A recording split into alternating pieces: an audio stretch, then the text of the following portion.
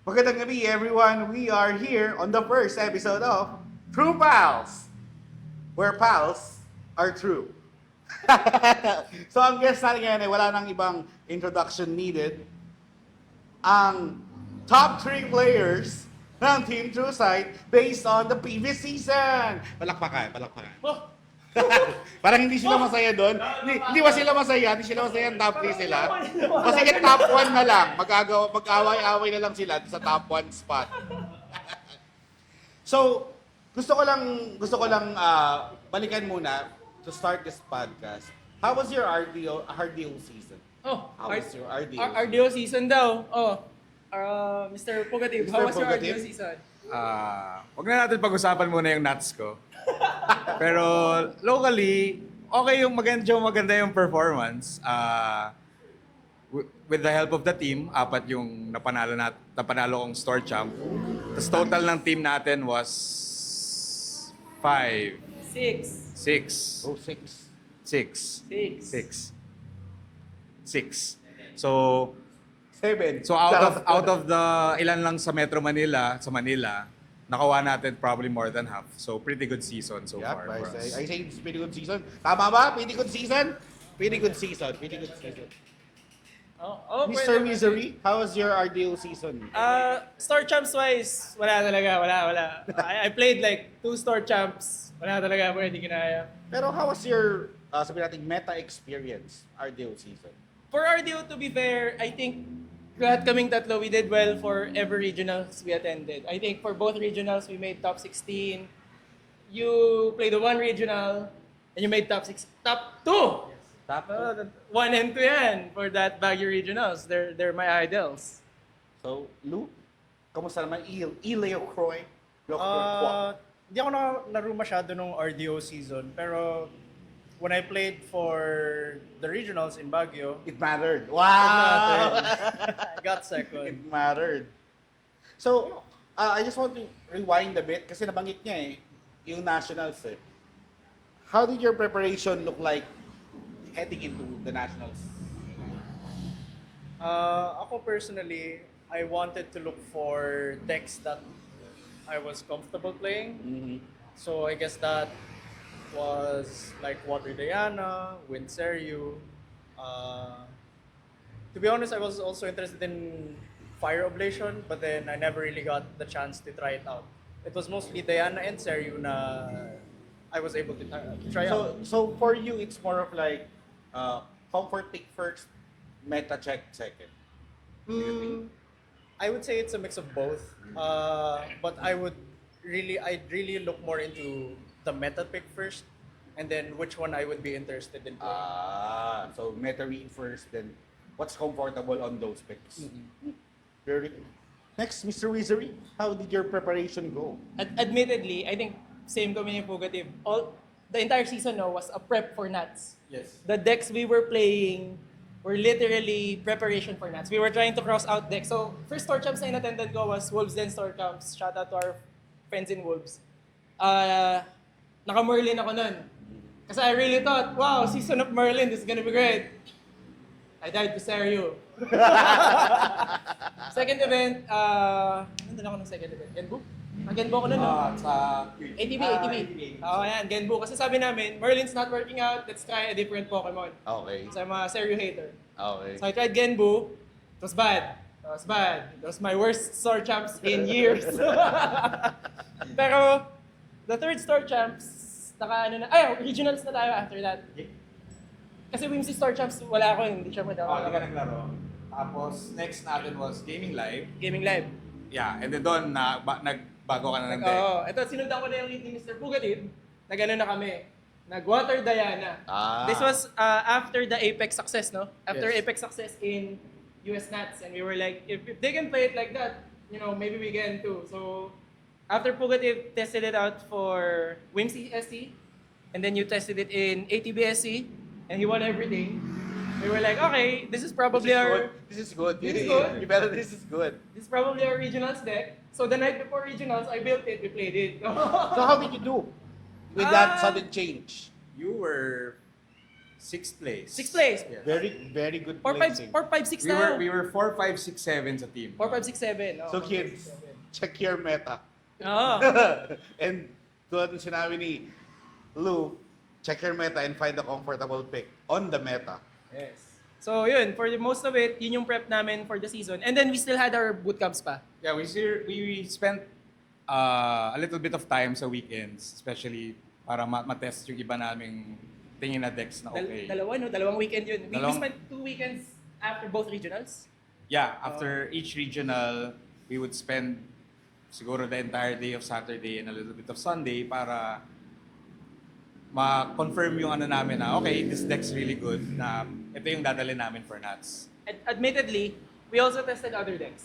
Right? Like, we didn't just say, Water Diana's great, we're gonna play Water Diana. No. We tested Windlock Sem. Windlock Sem Oh, ako. Windlock Sem. We also wanted to test Seryu. We also testing Seryu. Yeah. Which we didn't, I think should have been the deck we played, pero it is what it is. Ano din, we also tested Oblation. Last minute, the team scrounged up pieces to make an Oblation deck. And we really were considering one of those 3 decks to be the deck na we will bring as a team.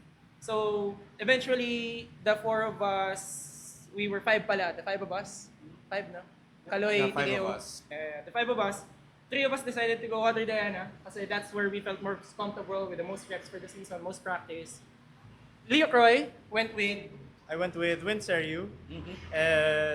First tried it during the Baguio regionals. Tested it the night before. So, you see a common pattern, kids. Keep on seeing common patterns. Decide on the deck the night before. Because it matters. Pero you mentioned, kanina, you mentioned the bootcamp. Do you think that's what set the team apart from other teams?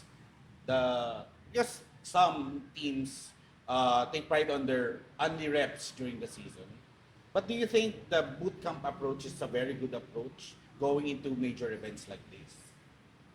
Ako personally, from my own experience, I like the bootcamp experience kasi it lets us focus on the game without thinking about anything else. Like literally, we can decide not to think about work, not to think about anything else that's happening in our lives. When I get there, when I drive to the bootcamp and I park there and I get to the venue, I'm not thinking about anything else. I'm just thinking about Grand Archive and, how to do well in an event. So, yun yung gusto ko about the bootcamp experience na I think is special sa True Sight. Kasi True Sight lang yung nakikita kong nag-closed bootcamp talaga na Kayo, what's your experience? I think personally, I don't even remember when we started first doing bootcamp. When I was still playing. You were still Hindi playing, lang so ako- matagal na. So, hindi lang ako naka-attend. 2024 pa. And I really think na it shows in our results na yung nakagagawa natin sa bootcamp was, yun nga, nakikita natin na for the most part, we do pretty well in international tourneys, which we spend the bootcamp talaga preparing for. For like regionals and local events, enough na yung, I think, our pods. Pero ibang kalaban talaga yung international events, Nats, Ascents. So, doon talaga tayo nagpo-focus. And I think that our results speak for themselves na marami naman tayo nagdi-day 2, may nakailang top 8 na rin tayo. So, I think it works out talaga.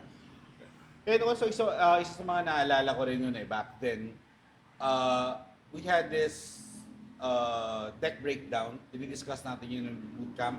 Like, back then, break down natin yung water allies, what makes it effective, and what we can do about it. Kasi nung panahon na yun, like, may mga members tayo ng team na hindi naman trip mag-water allies. Meron naman ganun. Kaya, I think it's one of the, because the bootcamp lets you get in the zone, correct? So, ayun. So, kids, bootcamp. Okay yun. Study hard. Forget about your responsibilities, your school projects, your work. For just a time, hindi mo naman yung kakalimutan mo na lahat. Everything in moderation. Diba? Agree? Maliban sa Grand Archive, yun lang ang walang moderation. Charot! Joke lang! Joke lang yun. So, this is for Mr. Fuga team. Nationals wasn't really the first big result you had this season. So, you swept every store champs. Almost. Almost. A lot of them. Prod, ano ba to? Ayusin niyo yung papel niyo. Charot. Joke lang. Wait, may inattendan ka ba na hindi ka nanalo? Na store champs? Yung sa nanalo si Tal.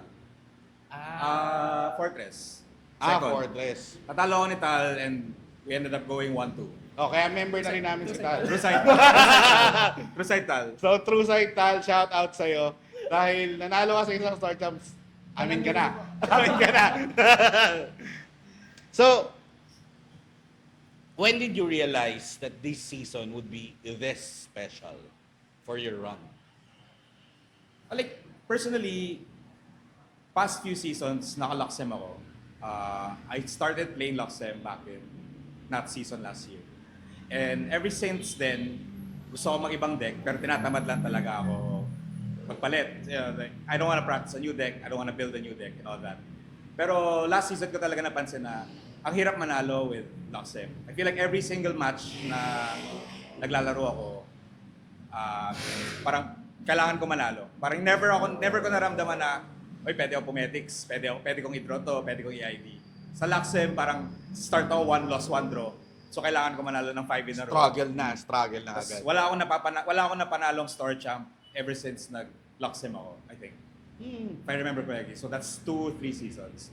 So Ang sabi ko sa daming red flags, no? Marami palang red flags yung Luxem. Luxem kids. So Alam so niyo na yan. nung come before RDO, nagsabi na ako na, okay RDO, I'm gonna play the best deck in the format or at least one of the best deck in the format.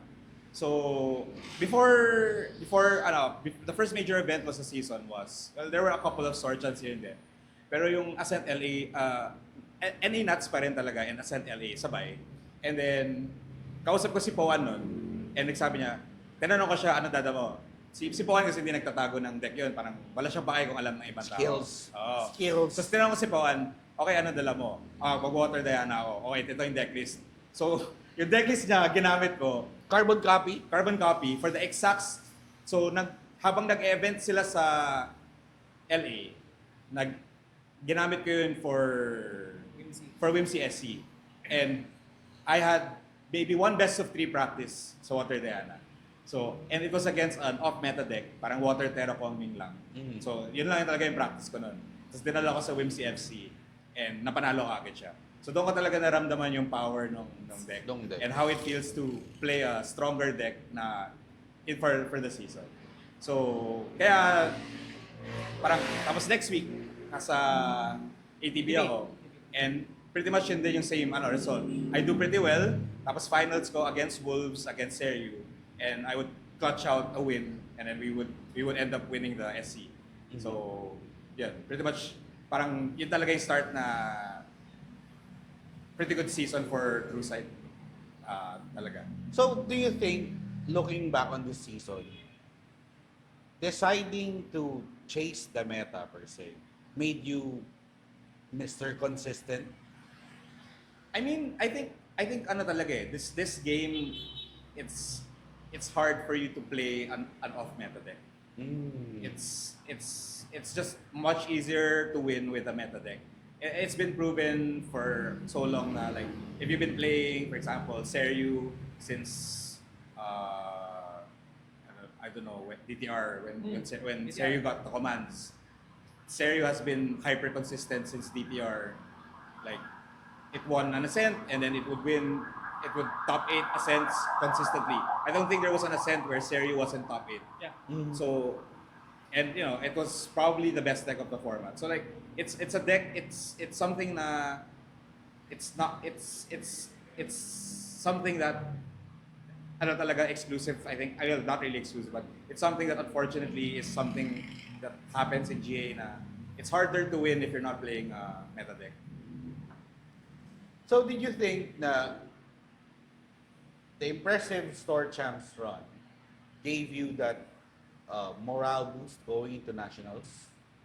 Oh, of course. Syempre, like, I thought that I could perform better considering I was performing well dito sa locally. So, parang binigyan ka ba ng challenge na parang you need something to prove more because you have this run? Oh, yes. I medyo nadagdagan na yung pressure ko na I have to do well in Nats kasi ito yung na-achieve ko during na-achieve ko during the local events.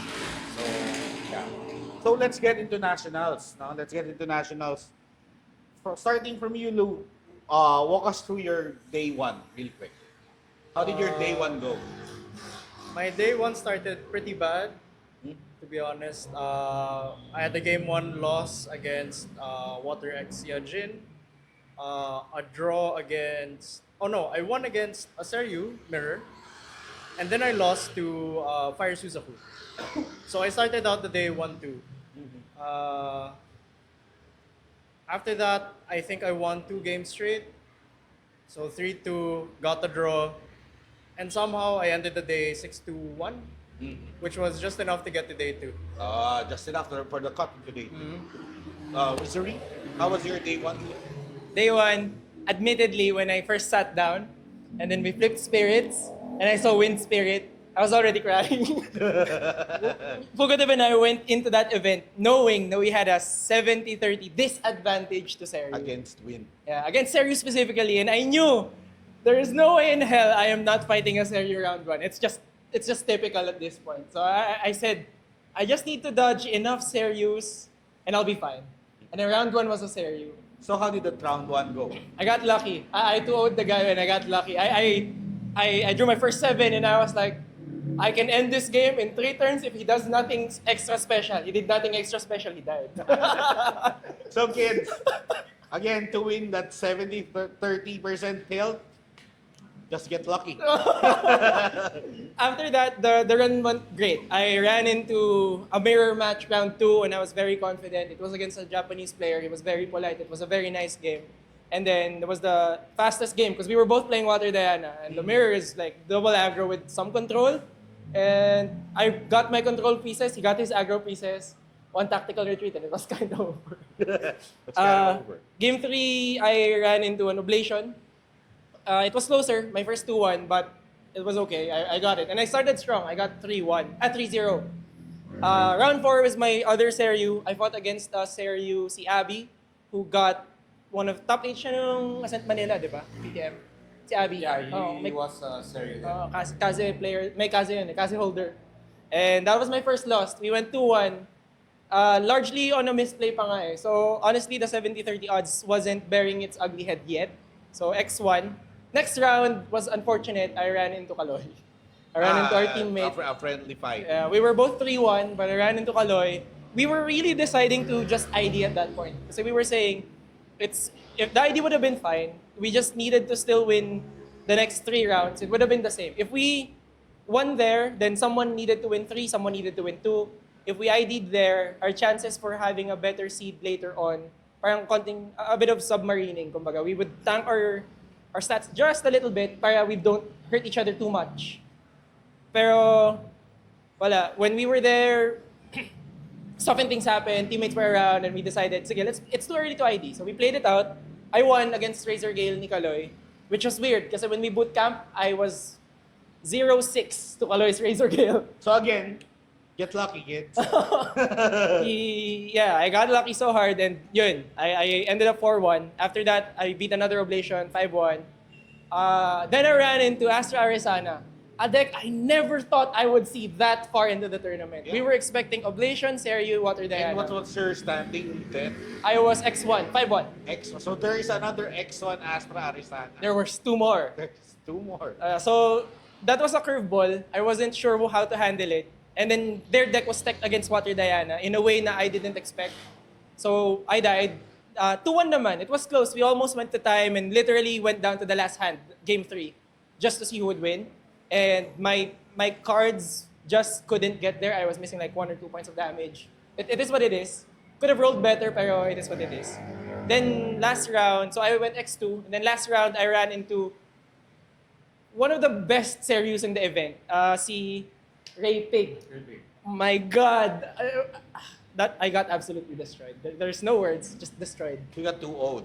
2-0 in the fastest way possible. It was crazy. So I ended up X3. From a strong start, I kind of ended it a little weak. I lost 2 games in a row in the end. But you know what? It got me to day 2. Well, I mean, if you look at the odds, you played on your luck like 2 out of 3 times. Yeah. Still net positive. Yeah. Get I'll take lucky, it. kids.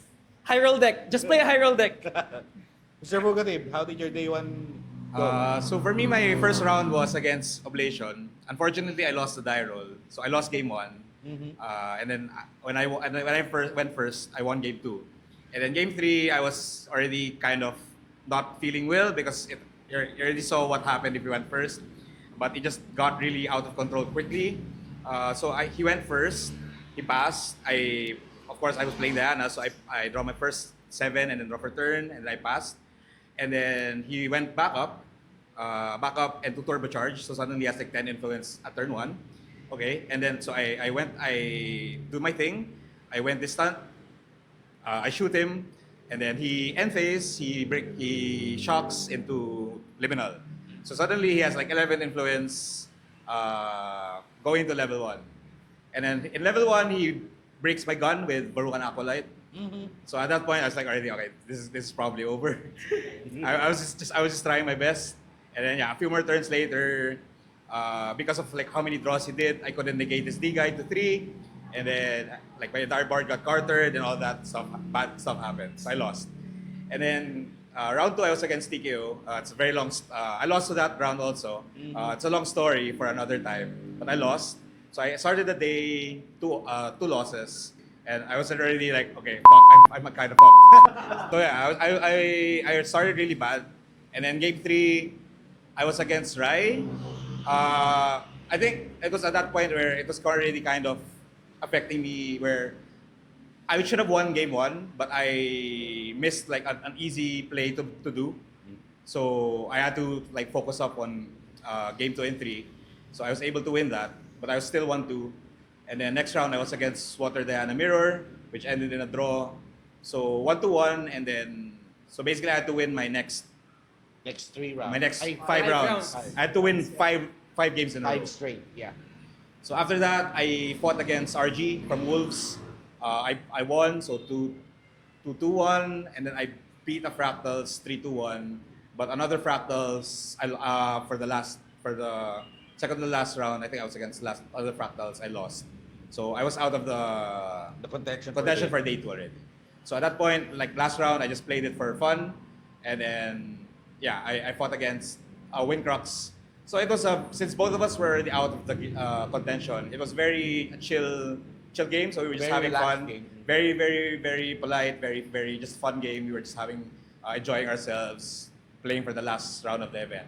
So yeah, I didn't do well in maths. So let's continue the journey. When day 2 came around, did anything change in your approach to the tournament? I wouldn't say anything changed, but for the very first game, what changed was I could make a plan because the day before we could see everyone's deck lists and we'd already know who we were fighting. So we were able to check our opponent's deck lists. And You get to formulate a plan, a game. yeah, but the day before, I saw my opponent. It was Jidan from Apex. And I saw his deck list. It was Wind Wake Up.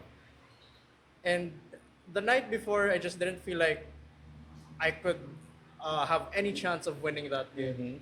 It was one of the worst matchups for me. How did the match go? Game 1, I got very lucky. On his turn that he wanted to bring out Strides, he had his whole hand down, and I had to banish 1 from it. When I chose that 1 card to banish for the materialization, it was an ally. He drew from Strides, he recollected and drew for turn, and then he conceded. And then he tells me that I banished his only ally to win the game. So again, kids, get lucky. The way to fight your worst matchups, get lucky. Game 2, it's how the game was supposed to go. He just swung with an ally twice. I died. And then for game 3, it was a bit of a sad game 3. But long story short, we both missed that I Dream Ferried his purse earlier in the game. And then later in the game, he played it, and we both forgot that it was under Dream Ferry, so it was an illegal action. Uh, a lot of actions came by. I drew around 3 cards already, and then we called the judge so that we could fix the Game state. situation. Yes. Uh, how it ended was he was given the choice of either getting a game loss or uh, I returned Seryu back on the field because he was able to remove it because of all of the actions the turn before. And then he returned Spurs and other cards back, cards in the memory back into his hand. So obviously he chose the way that we could continue the game. I get the Seryu back, but it was already enough for me to win that game 3. So yeah. So, then the further rounds. Game 2, I had the draw with the Seryu. I could have won that game, but he was able to pull out the draw just at the last turn. Game 3 for day 2 was streamed. Don't watch it. Don't watch it. It's really bad. Have you ever won a game On stream. Until now, I have not won a game on stream for international events. Never stream me So never stream me again. I think, I think it's just jitters. Yeah. Because we all know that if the game is streamed, it's like everyone in the world is watching every move you make. And if you kind of let it feed into you, that oh my god, I think they think that my move here or my play here is bad. I should have done this. I should have done that. It will consume you Yeah. Yeah. and just tilt you out of the game and tilt you out of focus. But if you, I mean, TKO Pugative performs well on stream. He gets over the jitters. Never seen this man lose on stream. Me too. Me too. I've never seen Pugative lose on stream. Check the record, kids. My Check the record. last stream game was a loss. What are you talking about? Well, we didn't watch it. I didn't see it. I didn't see it as well. So, how many rounds was it for day 1? It was 4 rounds. 4 rounds, then the Yep. top cut. Yep.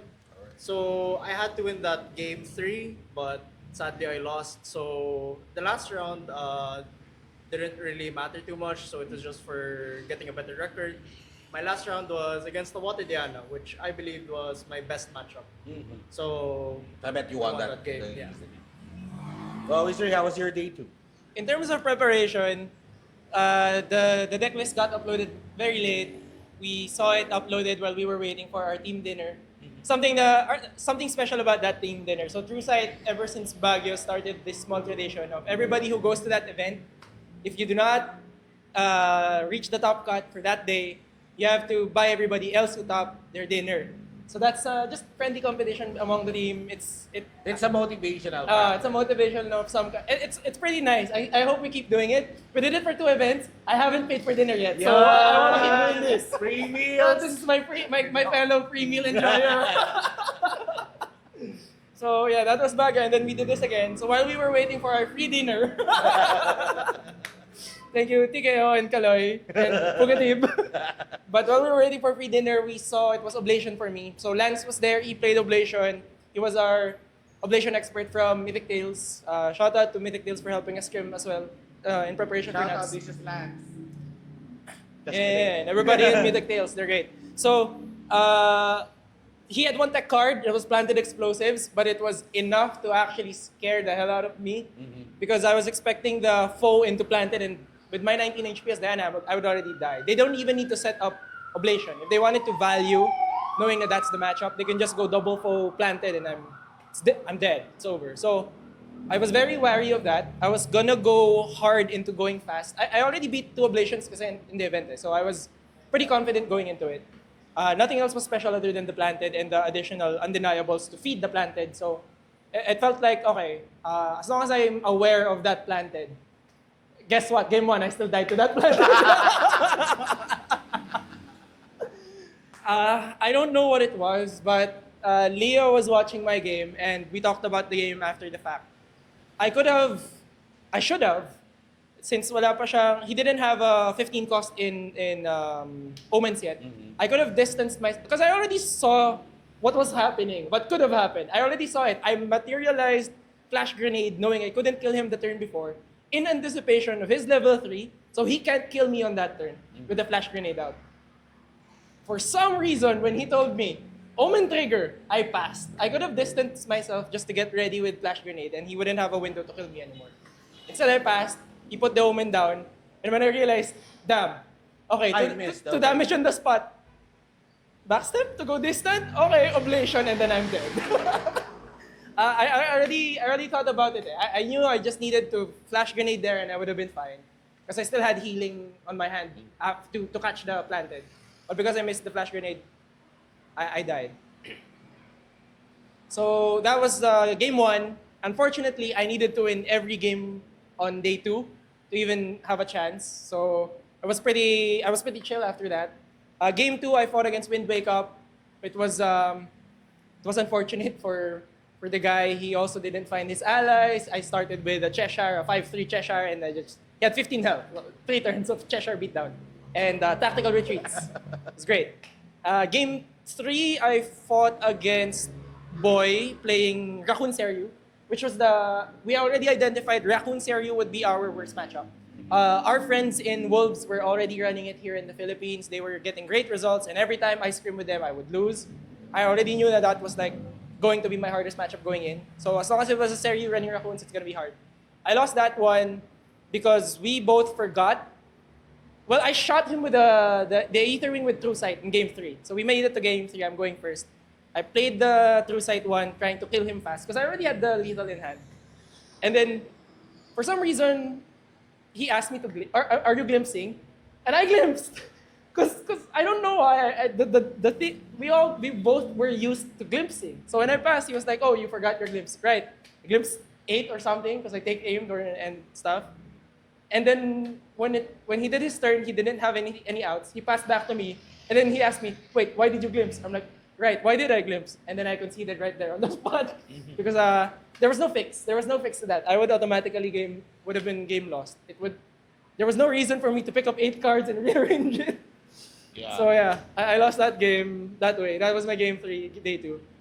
Game 4, I fought against a fellow judge. It was Tyrant from Singapore. He was playing Oblation. We were playing for fun. I won that game because it was Oblation and I'm supposed to be favored into it. So that was day 2. It was pretty chill.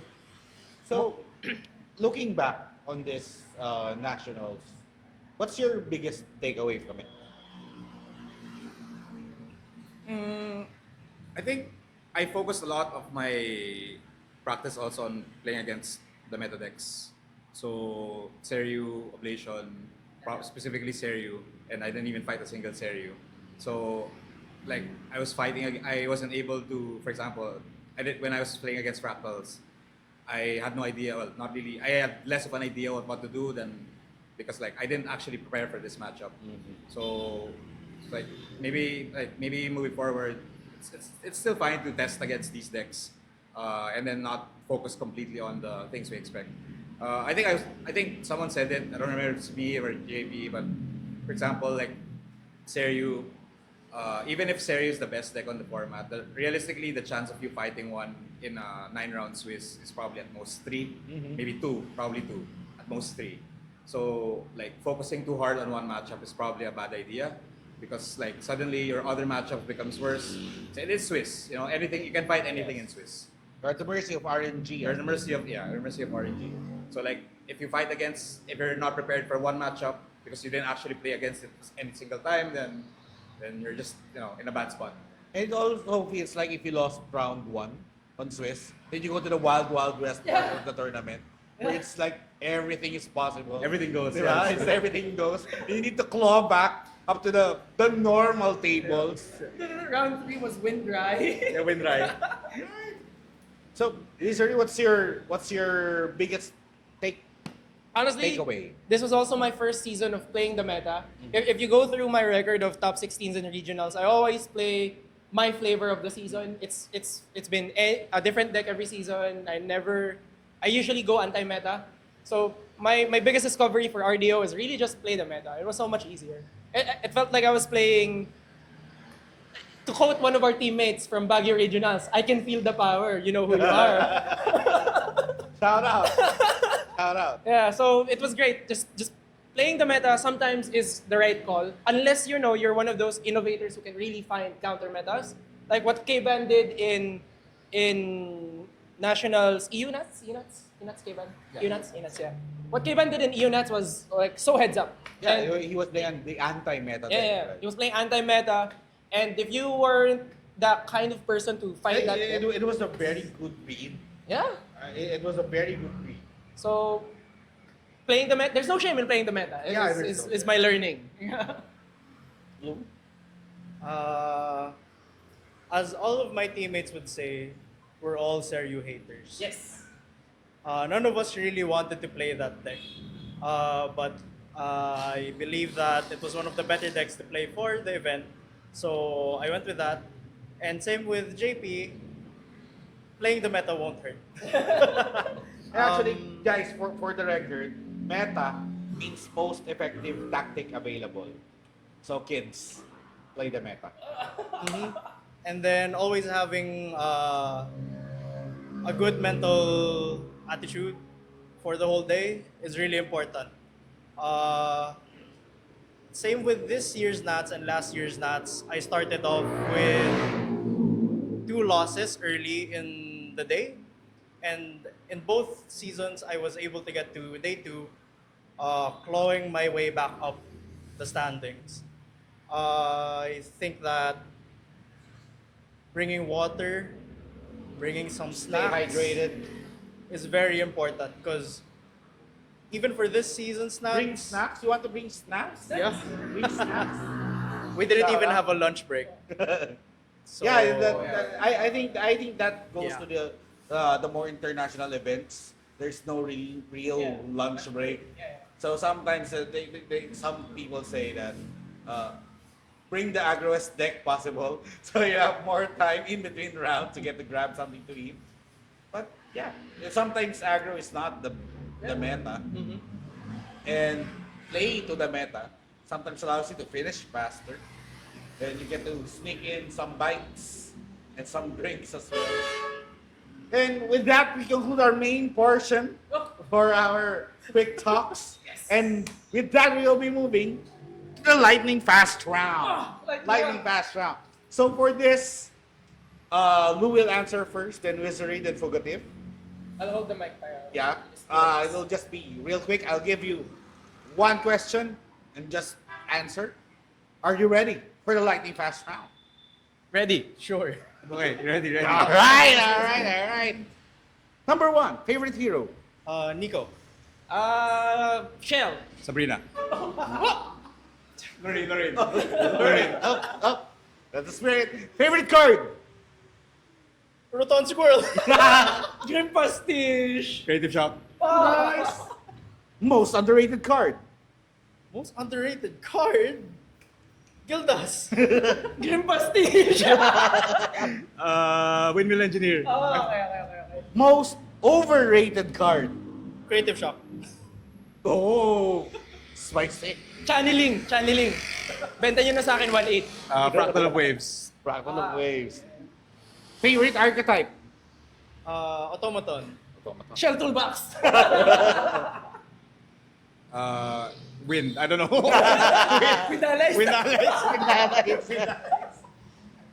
Least favorite matchup ever since. Watermill. Seryu. Seryo. Seryo Haters United. One card you'd like to ban. I'd like to ban. Yeah. For Awakening. Oh! Reliquary. For Awakening. Oh! Stubos on Reliquary. Favorite judge. Wizardry. Oh! Sorry, EJ and Bits. It's near Bash. Lorenzo Bitong. Biggest Trueside hater. Fugitive. Si Kaloy. Fred. And with that, we conclude our True Pals.